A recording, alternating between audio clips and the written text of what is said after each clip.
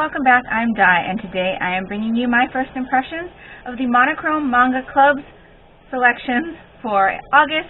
Those selections were The Demon Prince of Momochi House by Aya Shoto and Ragna Crimson by Daiki Kobayashi. If you haven't watched my other Monochrome Manga Club video, basically I run a manga club in our local Barnes & Noble, and because I can't use the name for that manga club because it is affiliated with that particular Barnes & Noble, I decided to bring it to my platform under the name Monochrome Manga Club. So in case any of you are interested in reading along the selections that we have for each month and then discussing them with me, you can do that down in the comments below of each video. So we had our meeting on Thursday, which is yesterday as of the date I was filming this. We had a really great time discussing these two volumes, and so I'd like to share my thoughts with you on these two volumes as well, in case you might be interested in reading them, or in case you want to read them and tell me what you thought of them down in the comments below. So first off, I want to talk about The Demon Prince of Momochi House. Like I said, this one is by Aya Shoto, published by Viz, and is rated teen. This is a story about a girl named Himari, and on her 16th birthday, she inherits a house. Now, Himari is an orphan, and so she is on her own. So when she moves into this house, she's quite surprised to find that there are squatters there of the Ayakashi variety. So this story follows her trying to get these squatters out of her house, but also figuring out the secrets of the house and its inhabitants. This is a reread for me. I originally read this volume and volume 2 back in 2017. I had picked it up after reading Mugen Spiral, which is by Mizuho Kusanagi, I believe, the mangaka of Yona of the Dawn and NG Life, which I've talked about NG Life here on my channel before. I'll link my series thoughts video down in the description box below in case you're interested to hear what I thought of that one. But I did read this one back in 2017, and I had remembered really enjoying it, and I started to collect the volumes, so I have up to volume 6, but I never read past volume 2 because it was still coming out when I had read it. And if you followed me for a while, you know that I don't usually like to read series that are currently publishing because I tend to forget things that have happened in previous volumes, which makes me need to have to reread it, and I don't always have the time to do that. So this one has been one that has languished for 4 years, but I was really excited to revisit it, and it was just as enjoyable as I had remembered it being, though I hadn't remembered what had happened in this volume. This volume kind of introduces you to what's going on with the characters and kind of opens the door to the mysteries that lie ahead for Himari. And it definitely brought up a lot of questions for me. I'm really interested to see what's going to happen with the things that she learned in this volume and things that may arise for her in future volumes. Like I said, I had already started collecting this one, so I do have up to volume 6. And I fully intend on reading the whole thing now that it is completely published. Really looking forward to it. There is probably going to be a romantic line to this story, but that kind of stuff is enjoyable to me, so I'm really looking forward to continuing this one. Now, the second volume we read was volume 1 of Ragna Crimson by Daiki Kobayashi. This one's published by Square Enix and is rated older teen.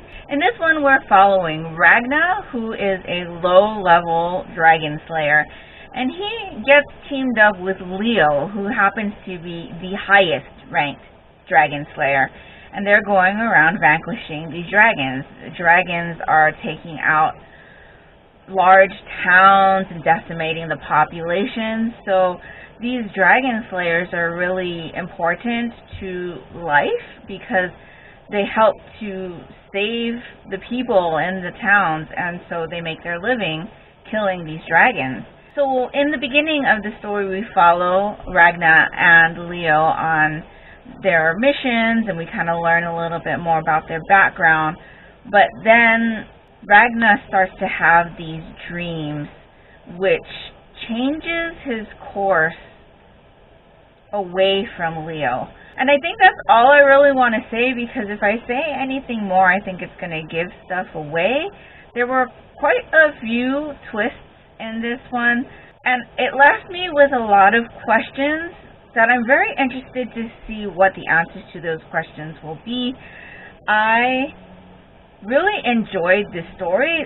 This one is a really thick volume. It comes in at over 200 pages, and there was a lot to consume in this volume. It's definitely going to be one that I'm going to have to reread, if not once, a couple times, because there is a lot of action in this story. Obviously, we're talking dragon slayers, so when you're dealing with a scene where they're fighting a dragon, there's a lot that goes on. I mean, obviously, you know, with the dragon attacking, with our dragon slayers attacking, and so the panels can get a bit overwhelming, at least for me.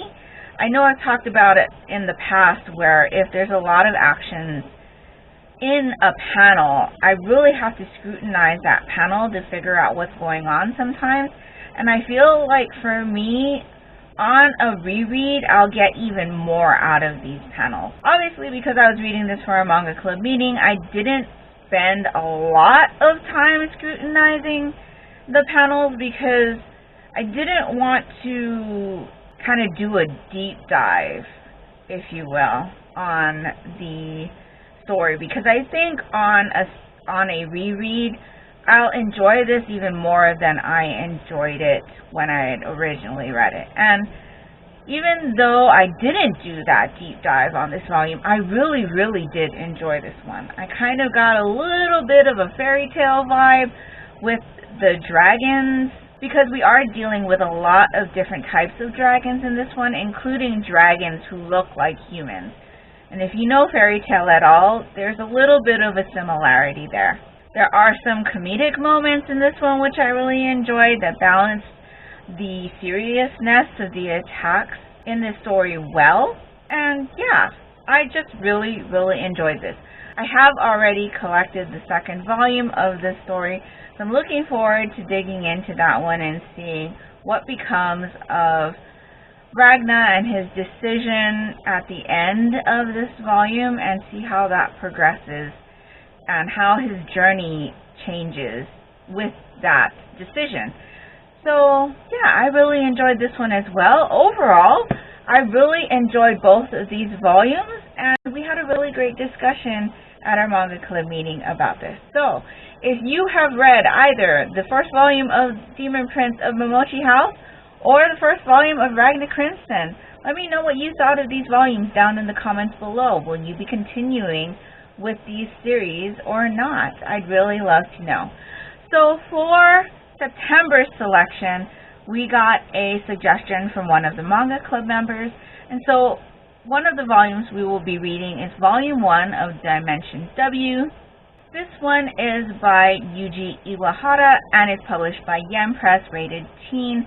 I do not have my copy yet. I did order one from the Barnes & Noble, so I'm hoping to have that soon. But this one is a sci-fi mystery, I believe, dealing with electrical coils and connecting to another dimension, which is Dimension W. And then our second volume for September is going to be My Senpai is Annoying. This one is by Shiro Manta, published by Seven Seas, and is rated teen. And I believe this is going to be a romance comedy about these two office workers, and obviously her senpai is annoying. And so I'm really looking forward to getting into this. I think Both volumes are going to be really interesting. I had not heard of Dimension W before the Manga Club member had brought it up, so I'm super curious about that one.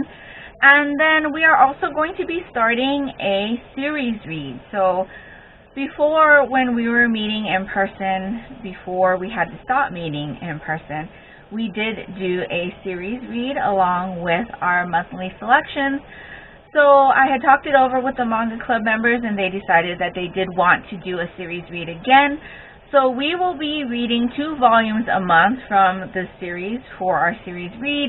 And so in addition to My Senpai is Annoying and Dimension W, we will also be reading volumes 1 and 2 of Parasite. This one is by Hitoshi Iwaaki and is published by Kodansha. And I actually have digital copies of this because it came in a Humble Bundle I purchased.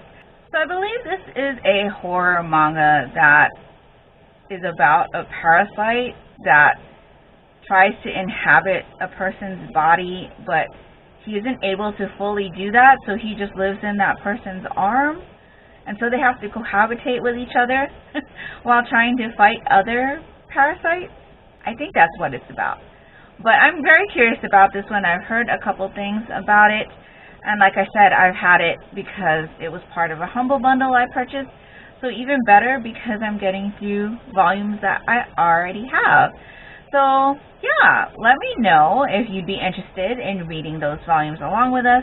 Again, it's Volume 1 of Dimension W, Volume 1 of My Senpai is Annoying, and Volumes 1 and 2 of Parasite.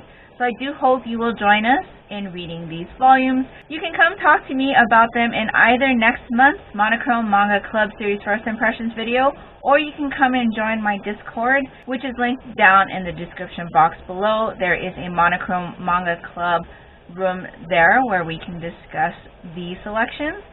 But yeah, I hope you will join us in next month's volumes, and that will do it for me today.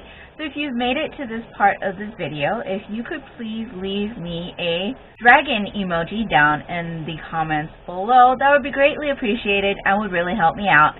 So I hope you're all doing great. I hope you're all safe and healthy. And until next time, take care and smile always. Bye.